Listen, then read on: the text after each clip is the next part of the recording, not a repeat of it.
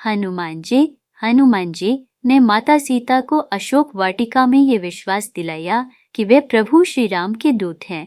वे पहचान के रूप में ही उनकी अंगूठी लेकर आए तो माता सीता का उनके प्रति स्नेह जागा। सीता माता की आंखों में जल भर गया और उन्होंने कहा कि वे तो आशा ही छोड़ चुकी थी, किंतु अब तुमने मेरे सामने उपस्थित राम कथा होकर फिर से आस जगा दी है। उन्होंने कहा कि तुम तो मेरे लिए तिनके के सहारे के काटा शीतान दे दो वर्ष। नमस्कार दोस्तों, हम भगवान से दुआ करते हैं कि जो भी भाई हमारा वीडियो देख रहा है उनके माता पिता की उम्र लंबी हो। आज हम आपके लिए एक ऐसी कहानी लेकर आए हैं। अशोक वाटिका में हनुमान जी को देखकर माता सीता के क्यों झलक गए थे आंसू, तो आई चलो लेकर चलते हैं इस कहानी की तरफ। न करें क्योंकि उनके मन में आपके प्रति स्नेह दोगुना है। मेरा मन तो सदा ही तुम्हारे पास रहता है, बस मेरे प्रेम का सार इतने में ही समझ लो। श्री राम का संदेश सुनते ही जानकी जी उनके प्रेम में मग्न हो गईं और उन्हें अपने शरीर की भी सुध नहीं रही। सीता माता ने प्रभु श्री राम और लक्ष्मण जी की कुशलक्षेम पूछने के बाद कहा, आखिर रघुनाथ जी ने मुझे भुला क्यों दिया, जबकि वे तो जीव मात्र पर कृपा करने वाले हैं। हनुमान जी ने उन्हें आश्वस्त करते हुए कहा कि हे माता, आप अपना दिल छोटा, किंतु यहाँ पर मैं अपना दुख कहूँ भी तो किससे? मेरा ये दुख कोई भी नहीं जानता है। हे प्रिय, मेरे और तुम्हारे प्रेम का रहस्य एक मेरा मन ही है जो जानता। का संदेश सुनाते हुए कहा कि इतना ही नहीं, कमलों के वन अब भालों के समान चुभने लगे हैं। शीतल बारिश करने वाले बादल अब खौलता हुआ तेल बरसाते दिख रहे हैं। जो लोग हमरा हित करने वाले थे अब वही पीड़ा देने लगे हैं।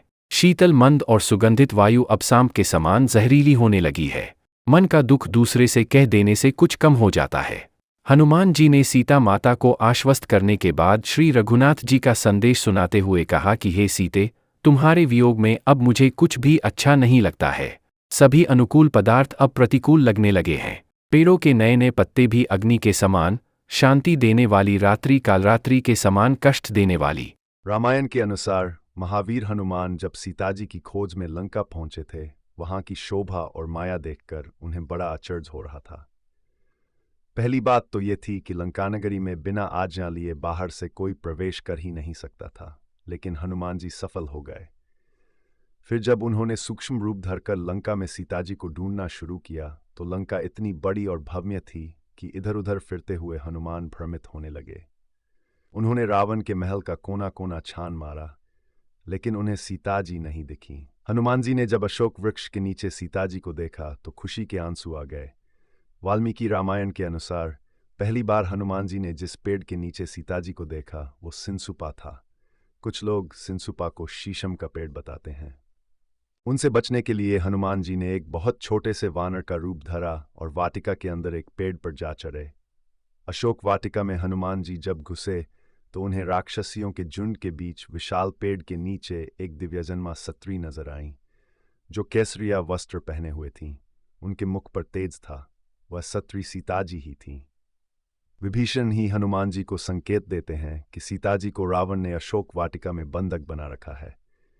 विभीषण द्वारा दिए संकेत के अनुसार हनुमान जी अशोक वाटिका की चारदीवारी के पास जा पहुंचे। वहां भयानक और सशस्त्र राक्षसों का पहरा था। मेरा मन तो सदा ही तुम्हारे पास रहता है, बस मेरे प्रेम का सार इतने में ही समझ लो। श्री राम का संदेश सुनते ही जानकी जी उनके प्रेम में मग्न हो गईं और उन्हें अपने शरीर की भी सुध नहीं रही। रामायण के प्रसंगों का जिक्र करते हनुमान को जब विभीषण का घर दिखा तो उन्हें आश्चर्य हुआ। दरअसल राक्षस होने के बावजूद विभीषण भगवान विष्णु के भक्त थे। हनुमान जी को उनके घर की चार दीवारों पर ईश्वरीय मुद्राओं के निशान दिखे थे।